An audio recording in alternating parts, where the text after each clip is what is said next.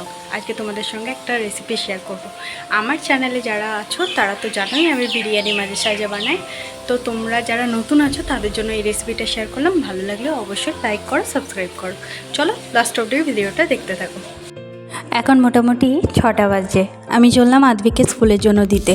ওকে স্কুলে দিয়ে আমি বাড়িতে গিয়ে চান টান করে একবারে পুজো করে নিই। সত্যি বলতে আদ্বিক স্কুল গেলে সকাল সকাল আমার মোটামুটি সব কাজ হয়ে যায়। আর সারাদিনটা একদম মনে হয় 12টা বাজতে বাজতেই আমার মনে হয় কত কিছু কাজ হয়ে গিয়ে সারাদিন আমার অনেক কিছু হয়ে যায়। তারপরে তো আমি তোমাদের বলেইছি প্রায় আমার 7টার মধ্যে সব কমপ্লিট হয়ে আমি একটু শুয়ে থাকি। চলো আজকে থেকে এই পিতাম্বরীটা মাজছিলাম। তো কালকেও মেজেছি, সত্যি বলতে একদম ভালো। আর অন্য তেঁতুল বা লেবু দিয়ে বাসন মাজা থেকে এই পিতাম্বরী দিয়ে মাজা অনেক সুন্দর। বাসনগুলো একদম নতুনের মতো চকচক করে। আর কটা ফুলও পেয়েছিলাম, রাস্তায় আস্তে আস্তে তুলে নিয়ে আসি।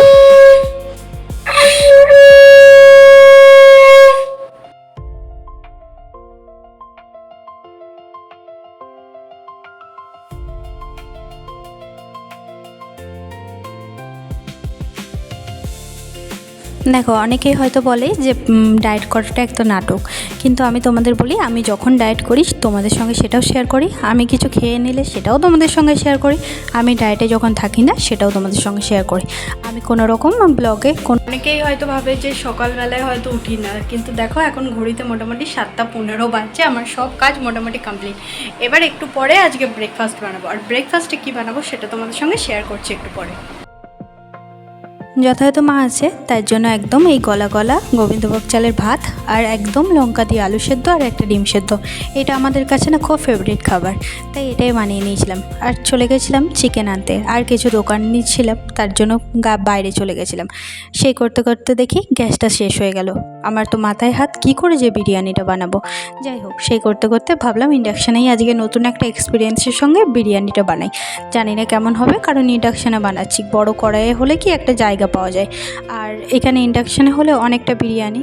আর যখন মাংস কিনতে গেছিলাম তখন তাকে বলেই দিয়েছিলাম যে বিরিয়ানির জন্য মাংস দিতে, তাই দেখো একদম বড় বড় পিস করে দিয়েছে। চলো আলুগুলোকে ভালো করে ভেজে এবার তুলে নিয়ে এবার মাংসটা বসাবো। তার আগে বেরেস্তাটা রেডি করে নিচ্ছি, ভালো করে পেঁয়াজগুলোকে একদম লাল লাল করে ভেজে নেবো। সে করতে করতে সব কিছু ভাজা হয়ে গেছে। এইবার আস্তে আস্তে মশলাগুলো দিয়ে মাংস দিয়ে দেবো। আর প্রথমেই বলেছিলাম কালকে দই এনেছিলাম, সেই দইটাও দিয়ে দেবো।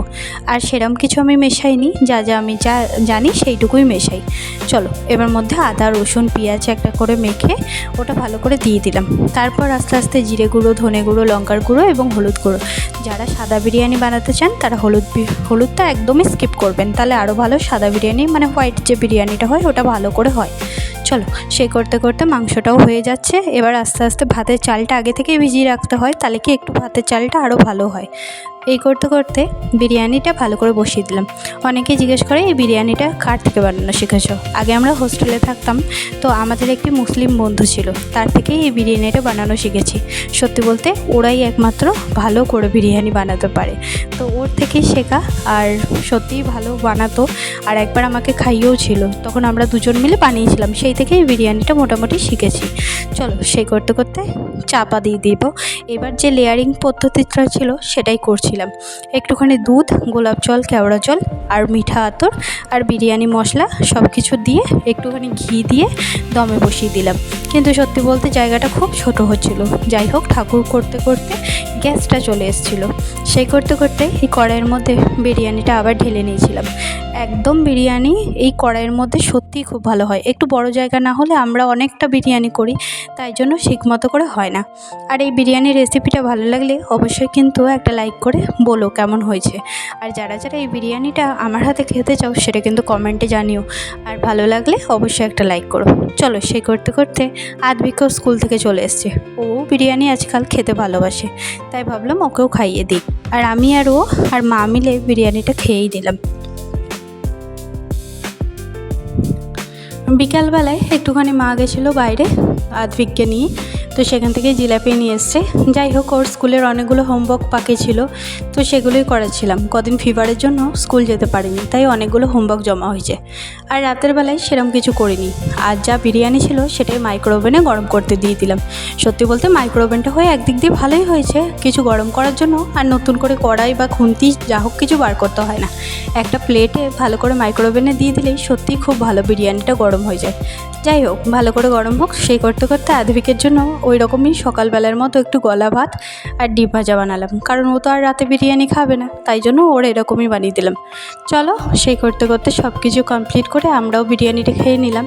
আজকে আবার বলছিল গ্রহণ লাগবে, জানি না এটা আমাদের এখানে নাকি বাইরে। চলো, ভিডিওটা ভালো লাগলে লাইক করো একটা।